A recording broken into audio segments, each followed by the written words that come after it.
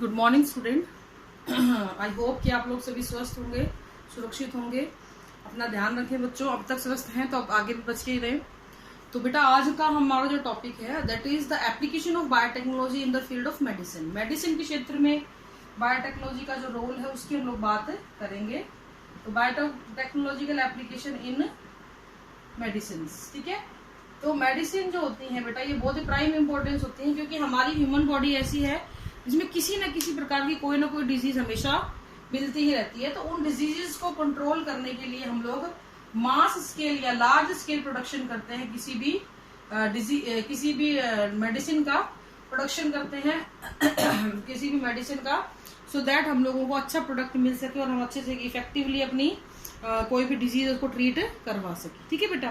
तो यहाँ पे हम लोग का क्वेश्चन ये है कि जब ऑलरेडी मेडिसिन मिल रही हैं तो फिर इनकी क्या जरूरत है। इनकी जरूरत इसलिए है कि बेटा एक तो ये हाईली प्यूरिफाइड होती हैं, बहुत ही स्पेसिफिक होती हैं, और सबसे इंपॉर्टेंट चीज क्या होती है बेटा, प्यूरिफिकेशन इनमें बहुत है, स्पेसिफिकेशन में बहुत है, और सबसे इंपॉर्टेंट चीज इसका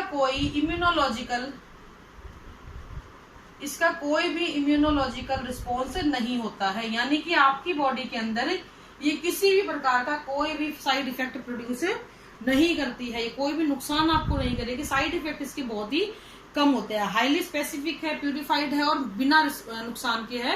इससे अच्छा और आपको क्या मिल सकता है, ठीक है। तो लगभग 30 के करीब जो है ऐसी मेडिसिन को बनाया गया है। अप्रोक्सीमेट 12 मेडिसिन ऐसी हैं जिनको मार्केट में भी उतार दिया गया है। That mean we are using these on a large scale. एक बड़ी ह्यूमन पॉपुलेशन के पास तक ये दवाइयां पहुंच चुकी हैं, ठीक है। अब हम बात करते हैं कि ओपन मार्केट में अगर आती हैं तो ऐसी कौन सी ऐसी मेडिसिन है जो बनाई गई या इस तरीके से उसको डेवलप किया गया। तो बेटा सबसे इम्पोर्टेंट जो मेडिसिन बनाई गई थी वो थी सबसे बड़ी एक बीमारी जो आजकल घर घर में है, दैट इज डायबिटीज। तो सबसे पहली जो है इंसुलिन बनाई गई थी, या इसको ह्यूमुलिन भी बोल दिया गया था। ह्यूमुलिन मतलब ह्यूमन इंसुलिन। इस इंसुलिन में क्या किया गया था बेटा, इसके बारे में सबसे पहले शार्पे एंड शेफर दो साइंटिस्ट थे जिन्होंने बात की कि इन्होंने बोला कि जी जो आपकी पैनक्रियास होती है ना, उसकी बीटा सेल, पैनक्रियास की जो बीटा सेल्स होती हैं ये सिक्रीट करती हैं इंसुलिन को, जिसकी वजह से आप लोग बचे हुए हो, जिसकी वजह से आपके अंदर डायबिटीज नहीं होता है, डायबिटीज को कंट्रोल में रखा जाता है। और जिस भी ह्यूमन के अंदर ये जो चीजें हैं ये कंट्रोल नहीं बंद हो जाती हैं, उन्हीं के अंदर ये बीटा सेल अगर डैमेज हो गई, ये इन्होंने अपना काम करना बंद कर दिया, तो इसका मतलब है कि आपके अंदर इंसुलिन का प्रोडक्शन नहीं हो पाएगा। और इंसुलिन अगर नहीं बनेगी तो you may be the patient of the diabetes. फिर आपको क्या करना पड़ेगा, बाहर से किसी आउटर सोर्स से आपको लेनी पड़ेगी, ये इन्होंने बताया। उसके बाद क्या करा कि चलो ठीक है आउटर सोर्स से ले लेते हैं। तो स्लॉटर हाउस में जिन भी एनिमल्स को काटा जाता था ना बेटा, उनके पैनक्रियास से इंसुलिन को लेना शुरू कर दिया। They cause severe side effect in the human. अब आप खुद इमेजिन करो किसी एनिमल का प्रोडक्ट हमारे ऊपर कैसे काम करेगा। सबका अपना अपना स्पेसिफिक बिहेवियर होता है, तो वो हमारे ऊपर काम नहीं किया, उसके बहुत ज्यादा साइड इफेक्ट हमारे बॉडी के ऊपर आने लगे, तो उसको हटा दिया गया। फिर 3 साइंटिस्ट आए, वेटिंग,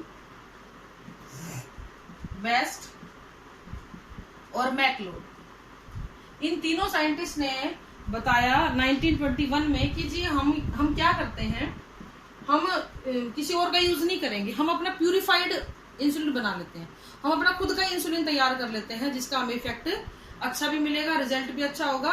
तो इस तरीके से हम खुद का इंसुलिन तैयार कर लेते हैं। तो इन्होंने इस चीज को कोशिश की और इसी चीज के लिए इनको नोबेल प्राइज भी मिला 1923 के अंदर, इन तीनों साइंटिस्ट को, क्योंकि इन्होंने मेडिकल के क्षेत्र में एक अमूलचूल परिवर्तन किया, आप कह सकते हैं एक चमत्कार किया इन्होंने, कि जिस बीमारी से घर घर में लोग जूझ रहे थे उस बीमारी से लोगों को क्या कर दिया था, इन्होंने बचाना शुरू कर दिया, ठीक है। तो इन्होंने किया क्या, इन्होंने सबसे पहले तो डेमोस्ट्रेट किया, इंसुलिन को किसी भी डायबिटीज के पेशेंट के अंदर डाला, बनाया, उसके बारे में बात की, उसको बनाना सिखाया और कैसे डालते हैं। अगर हम इंसुलिन की स्ट्रक्चर की बात करें, मैं बोलूंगी कि स्ट्रक्चर कैसी होती है बेटा, तो ये एक पॉलीपेप्टाइड चेन होती है। इंसुलिन क्या है, कुछ और नहीं है, एक पॉलीपेप्टाइड चेन है। इसमें 3 पॉलीपेप्टाइड 3 चेन से मिलकर बनती है, chain A, B and C, ठीक है। 3 चेन होती हैं। चेन ए में 21 अमीनो एसिड, चेन बी में 30 अमीनो एसिड, चेन सी में 33 अमीनो एसिड। ठीक है, इतने इतने अमीनो एसिड से मिलकर ये बनी होती है। अगर इसकी स्ट्रक्चर की मैं बात करूं तो ये कुछ ऐसे दिखाई देती है आपको।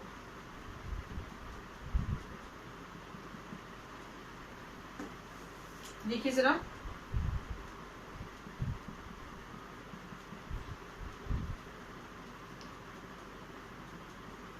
ठीक है, ये आपकी चेन। तो ये जो है ये है आपकी चेन बी, ये जो है चेन ए, ये आपस में जुड़ी हुई है डाइसल्फाइड बॉन्ड से, और ये है आपकी पेप्टाइड चेन सी। ठीक है, तो ध्यान रखना है। लेकिन इस चीज को हम इंसुलिन नहीं बोलते हैं, it is the inactive form of insulin that is known as proinsulin. इसको हम क्या बोलेंगे बेटा? प्रो इंसुलिन बोलते हैं, यानी कि इनएक्टिव फॉर्म है। अब क्वेश्चन ये आता है कि इसको एक्टिव कैसे किया जाए। If we remove this peptide C, ये दोनों को छोड़ दिया जाए, if we remove this peptide C, तो क्या होगा आपको इंसुलिन मिल जाएगा। तो इस तरीके से अगर आपको इंसुलिन लेना है, यू हैव 2 पेप्टाइड चेन। हाँ, एक चीज और यहाँ पे थोड़ा सा बताना भूल गई, यहाँ पे भी डाइसल्फाइड बॉन्ड होता है चेन ए के अंदर। तो ये जो है इंसुलिन की एक्टिव फॉर्म की स्ट्रक्चर होती है, जिसके अंदर आपको 2 चेन नजर आ रही है, चेन पॉलीपेप्टाइड ए और polypeptide B. Polypeptide A have 21 amino acid, polypeptide B have 30 amino acid. They both are attached with disulfide bond, and polypeptide A जो चेन है उसके अंदर खुद के अंदर भी डाइसल्फाइड बॉन्ड मिल रहा है। ठीक है, अब हम बात करते हैं कि टोटल अमीनो एसिड कितने हो गए किसी इंसुलिन में। तो दोनों को जोड़ दो, 51 अमीनो एसिड यहाँ पे हो जाते हैं। अब इन्होंने क्या किया साइंटिस्ट ने, उन्होंने बोला कि हाँ जी हम क्या करेंगे, हम चेन्स को फॉर्म करेंगे। साइंटिस्ट ने क्या बोला कि जी हम अलग अलग चेन को बना लेंगे, यानी एक बार हम चेन ए को बना लेंगे, एक बार हम चेन बी को बना लेंगे, फिर इन दोनों को हम जोड़ देंगे और फिर इसको हम प्लाज्मिड में डाल के इसके प्रोडक्ट को ऑब्टेन कर लेंगे। हम किसी और का जीन लेंगे ही नहीं, क्योंकि किसी और का जीन लेते हैं ना तो ना कुछ दिक्कत कर ही देता है। मेरा जीन भी हो सकता है, मैं ह्यूमन हूँ, मेरा जीन डाल के हम प्रोडक्ट बना लें तो उसको भी नुकसान होने की संभावना पूरी रहती है, साइड इफेक्ट आने की संभावना पूरी रहती है। तो इसलिए हम किसी और का जीन यूज ना करके क्या करेंगे, हम पहले जीन को स्टडी कर लेते हैं कितने अमीनो एसिड बनते हैं। तो ये तो हमें पता लग गया 21 अमीनो एसिड और 30 अमीनो एसिड है। फिर हमें ये भी पता लगाना था कि कौन कौन से अमीनो एसिड है। तो जो जो अमीनो एसिड को यूज किया गया था उन सबको आइडेंटिफाई करके उनको आपस में जोड़ के चेन बी तैयार की गई, चेन ए तैयार की गई और उनको फिर डाइसल्फाइड बॉन्ड से ऐसे जोड़ दिया गया। तो इस तरीके से हमने इसको सिंथेसाइज कर लिया था। ये नॉर्मली आप अगर वैसे करना चाहो तो क्रोमोसोम नंबर 11 पे इंसुलिन का जीन होता है, आप उसको भी यूज कर सकते हो। ठीक है, इस तरीके से इसको बनाया गया था। अगर हम इसकी बात करें इंडस्ट्रियल प्रोडक्शन ऑफ इंसुलिन की, तो इंडस्ट्रियल स्केल पे क्या किया गया था। फॉर एग्जांपल ये आपका जीन, इंसुलिन का जीन है, इसको आइसोलेट कर लिया, ये आपका प्लाज्मिड है।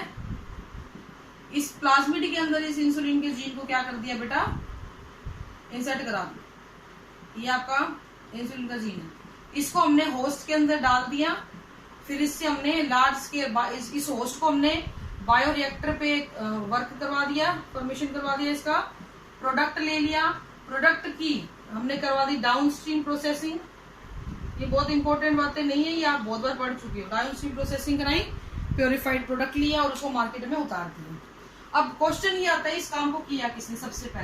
सबसे पहले ह्यूमुलिन को तैयार किया था 1983 में an American company Eli Lilly company का नाम है, जिन्होंने इसको बड़े पैमाने पे तैयार किया। सबसे पहले उन्होंने 2 अलग अलग डीएनए सीक्वेंस तैयार किए, चेन ए के लिए और चेन बी के लिए कर दिए। अब उन्होंने दोनों डीएनए सीक्वेंस को क्या कर दिया बेटा, आप ऐसे एक चेन ए है, ये चेन बी है, इनको आपस में क्या कर दिया, जुड़वा दिया।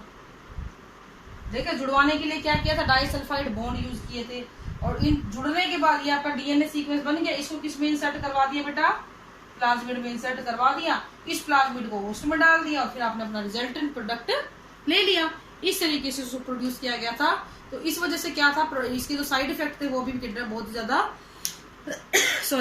बहुत ज्यादा नहीं थे, बहुत ही कम साइड इफेक्ट इसके आ रहे थे। तो इस तरीके से इंडस्ट्रियल प्रोडक्शन किया जाता है। बेटा ये ध्यान रखना, बोर्ड में 2 तरीके से इसके क्वेश्चन आते हैं।